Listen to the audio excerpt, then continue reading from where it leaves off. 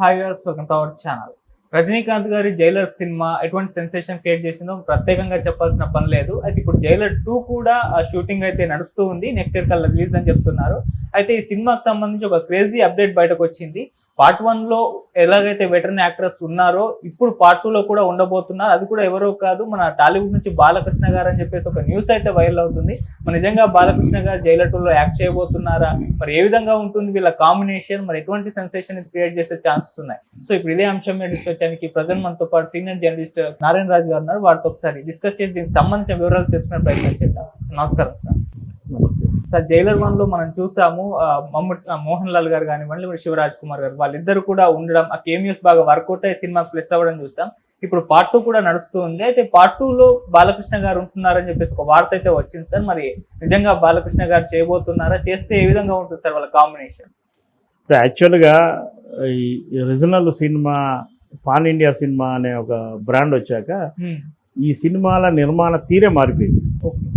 Main hero ఒకరు ఉంటే మిగతా ప్యాడింగ్ అంతా, వాళ్ళు ప్యాడింగ్ అనొచ్చు లేదా కో ఆర్టిస్ట్ అనొచ్చు, వాళ్ళు వివిధ లాంగ్వేజ్ల నుంచి తీసుకుంటున్నారు. ఎందుకంటే పాన్ ఇండియా సినిమా అంటే ప్రపంచవ్యాప్తంగా రిలీజ్ చేయాలి, ఇతర లాంగ్వేజ్లో కూడా రిలీజ్ చేయాలి. కాబట్టి ఆయా ప్రాంతాలకు సంబంధించిన ఆర్టిస్టులు తీసుకుంటే ఆడియన్స్ త్వరగా రికగ్నైజ్ అవుతారు, ఆ సినిమా పట్ల కొంత ఉత్సాహం చూపుతారనే కాన్సెప్ట్ ఇప్పుడు నడుస్తుంది. తెలుగులోనే కాదు, తమిళంలో కాదు, హిందీలో కూడా.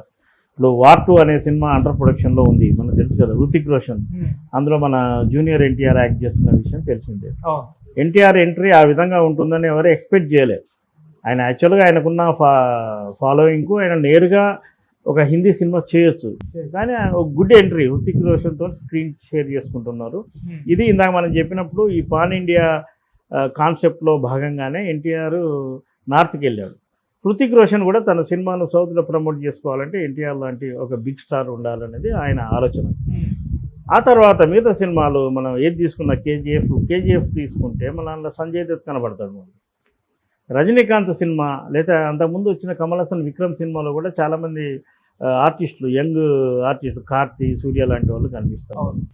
జైలర్ విషయానికి వస్తే, జైలర్ రజనీకాంత్ కెరీర్లో ఒక అద్భుతమైన టర్నింగ్ ఉన్న సినిమా. ఆయన ఎన్నో అద్భుతమైన సూపర్ డూపర్ హిట్లు ఇచ్చిన హీరో అయినప్పటికీ వయసు కారణం కావచ్చు, కొత్త తరం హీరోలు రావడం వల్ల కావచ్చు, ఆయన స్టార్డమ్కు కొంత బీటలు పారే నేపథ్యంలో ఆయన జైలర్ సినిమా చేశాడు.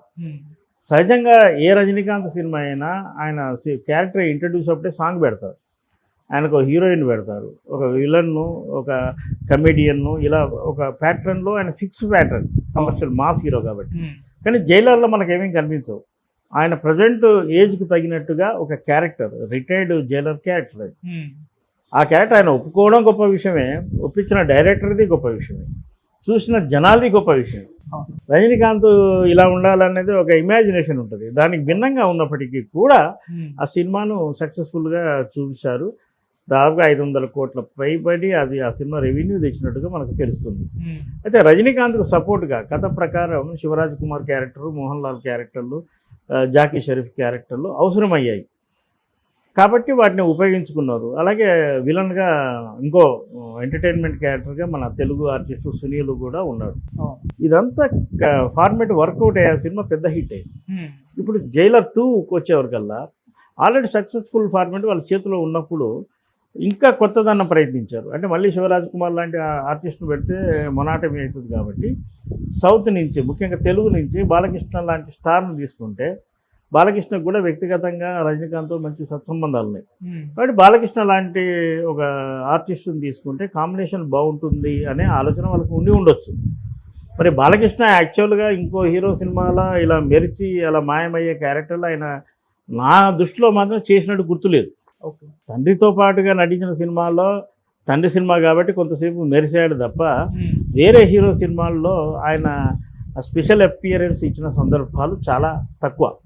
మోహన్ బాబు కొడుకు యాక్ట్ చేసిన మనోజ్ హీరో ఊ కొడతారా ఉలిక్కి పడతారా, అందులో కొంత మోహన్ బాబుతో ఉన్న రిలేషన్ వల్ల కొంత చేశాడు. ఆ తర్వాత బాలకృష్ణ ఎప్పుడు సోలో పెర్ఫార్మెన్సే. మొన్న ఆ మధ్య చిరంజీవి కూడా బాలకృష్ణతో కలిసి స్క్రీన్గా షేర్ చేసుకోవాలనే అభిప్రాయాన్ని వ్యక్తం చేసినా అదేం ముందు పడలేదు. ఆడియన్స్ కూడా బాలకృష్ణను స్క్రీన్ మీద సోలోగా చూసి ఎంజాయ్ చేయడానికి ఇష్టపడతారు. పైగా అలాంటి కథలకు ఇప్పుడు ఛాన్స్ కూడా లేదు. ఒక హీరోనే తండ్రి కొడుకులుగా చేసుకుంటున్న సీజన్ ఇది. ఈ తరుణంలో రజనీకాంత్ సినిమాలో బాలకృష్ణ కనుక కమిటేట్ చేస్తే మంచి కాంబినేషన్ అవుతుంది. రజనీకాంత్కు కొత్తగా వచ్చే ఏమీ లేదు, అలాగే బాలకృష్ణకు పోయేది కూడా లేదు. బాలకృష్ణ స్టార్డమ్కు కొత్తగా అదనంగా చేరేది కూడా ఏమి లేదు. జస్ట్ కాంబినేషన్ అంతే, జనం ఎంజాయ్ చేయడానికి. రజనీకాంత్కు తమిళనాడులో ఎంత ఫాలోయింగ్ ఉందో మనకు తెలుసు, బాలకృష్ణకు తెలుగులో ఎంత ఫాలోయింగ్ ఉందో తెలుసు. ఈ రెండు కలిస్తే కొంత సరదాగా ఒక ఆసక్తిగా ఉండొచ్చు. అలా అని రజనీకాంత్ సినిమాలో బాలకృష్ణకు పెద్ద క్యారెక్టర్ ఇచ్చే అవకాశాలు కూడా ఉండవు. కొద్ది నిమిషాలు మాత్రమే కనిపించే స్పెషల్ అపియరెన్స్ ఉంటుందని నేను అనుకుంటున్నాను. అలాంటి క్యారెక్టర్ అయితేనే రజనీ కూడా ఒప్పుకుంటాడు.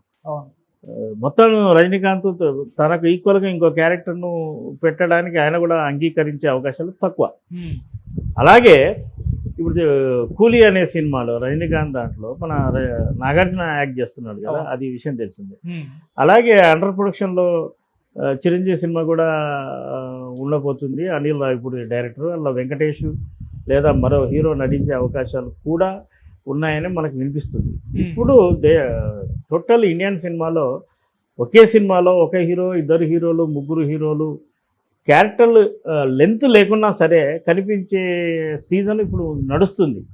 కాబట్టి ఏ వార్త విన్నా అదేమి అద్భుతం కాదు, ఒక సరదాగా లేదా ఒక ఆసక్తికరంగానే మనం భావించాలి తప్ప దానివల్ల ఒక అద్భుతం జరుగుతుందని మాత్రం అనుకోవడానికి వీల్లేదు.